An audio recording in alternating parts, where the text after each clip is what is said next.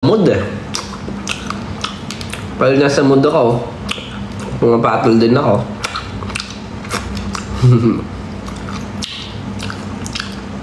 Hirap lang, public figure ako eh. Hindi ako public figure. Magkakaiyakan tayo. Minsan kasi hindi naman, ako kasi naniniwala ako sa parang ngayon, dangerous na talaga yung yung social media. Parang ang hirap kumilos, ang hirap umano. Parang lahat ng tao may reklamo, lahat ng tao may say, lahat ng tao malinis, lahat ng tao ganito. I get it. Parang, okay, meron kang preferences mo or pero when it comes to your friends, I feel like pero mo ba tatatuin yung mga kaibigan mo, yung mga mahal mo sa buhay and all.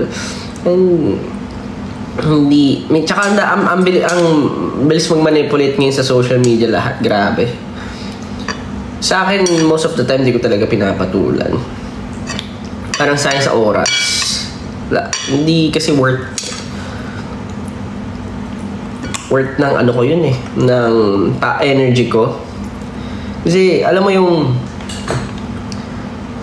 isipin mo, instead of patula ko sila, gawin ko na lang creatively. Minsan talaga hindi ako makatiis, lalo na pag yung mga fake news, dami kasi, hindi, sobrang over, parang talagang yung boundaries mo, binastos na lahat-lahat. Yung buong pagkatao mo, ginamitan na ng edited shits eh. Nakakainis. Kasi, nadadali ka ng ganun. So, favorite nila ako. Wala akong magagawa. Talaga. Ano sabihin, ganun nila ako inaabangan magkamali. Ganun nila ako inaabangan at hindi lang ako. Yung mga grupo ko. Meron ganun talaga eh. Mas umangat ka, mas marami magta-try. Diba, humila pababa. Kaya ako sa kanila, pagka tinanong ako, paano mo binahanda ng mga bashers mo? Finger heart po. Yeah. Diba? Pag tinanong, how do you handle your bashers? Alam ko na sa interview, finger heart, heart kayo sa akin. Give them heart.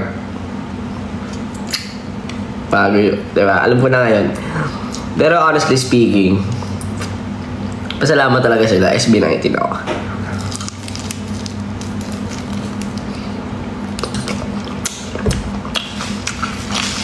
Ayoko makasira ng buhay. Ever. Ayaw sa pagta-trash talk. Pero kung trash talkan lang gusto niyo mga yan. Nako. Sumbong na sa nanay at tatay yan.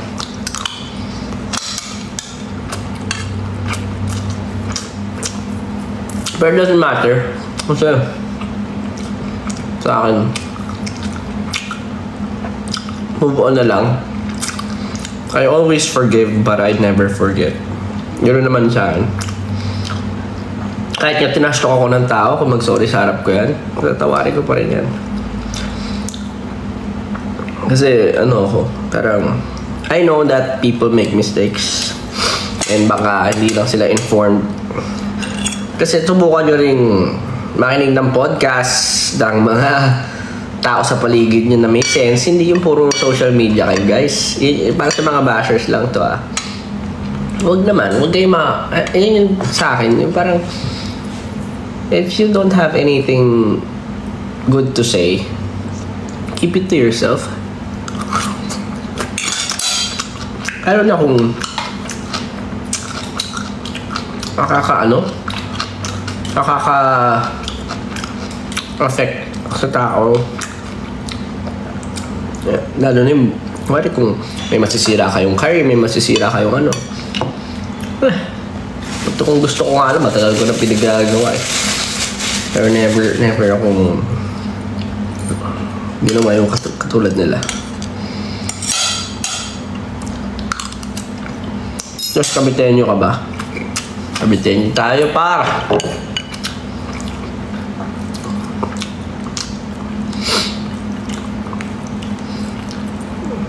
Marami kasi. Ako nagde-drive sa akin araw-araw. It's not just the petty things na makikita mo online. I mean, nakakatuwa talaga yan. Pero wag sana lamunin ng tao ng social media lang. Yung value mo nga ngayon, social media na lang. Pag sige ka sa social media, doon ka magkakaroon ng value in real life. I think that's not fair. Ako para sa akin, dapat ito lagi. Yun. And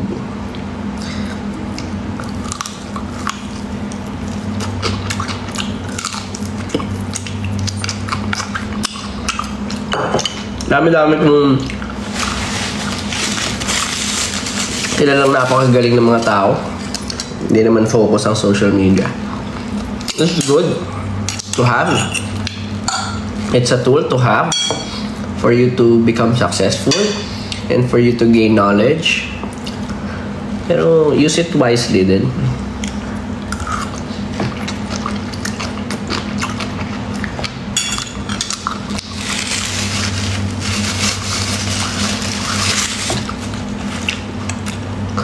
Kaya ako, mas madalas pa yung nagde-detoxify ako sa social media. Kasi yung hirap pagka ng bad mood ko sa mga sinasabi ng tao.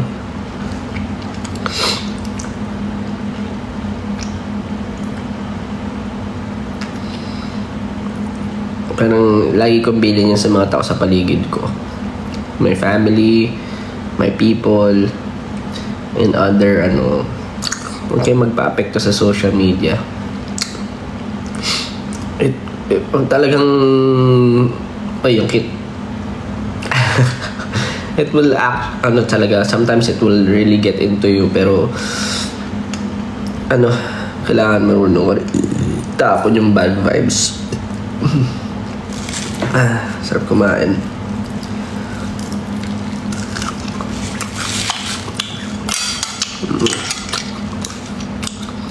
Kita ko ang dami, araw-araw may away, may I think, naman yan, preference din naman. Ako sa inyo, sige, mang-away kayo. As long as hindi nakakasira ng buong siguro pagkatao.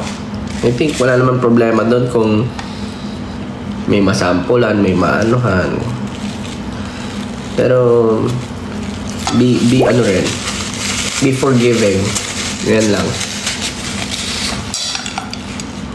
Kasi mga tao din yung mga yan. Hindi minsan uninformed sila or yung parang idea nila or yung mindset nila hindi naman nila alam na mali. Ganun.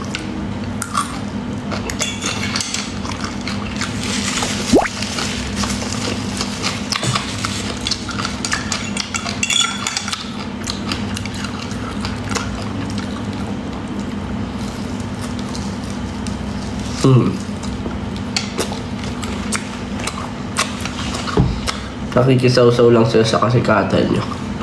Well,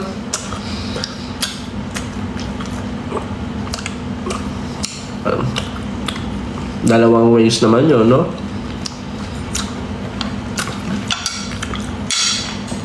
Pero di maganda, lalo na yung mga recent issues na nakikita ako. Hindi ako natutuwa. Finger heart kayo sa akin. Minsan yun, gusto ko maging katulad ni Malupiton eh.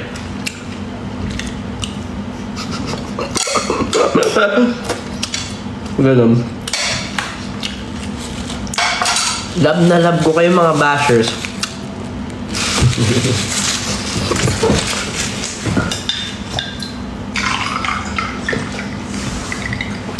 Boss! Bossing! Buti ba si Malupiton? Good vibes lang, no?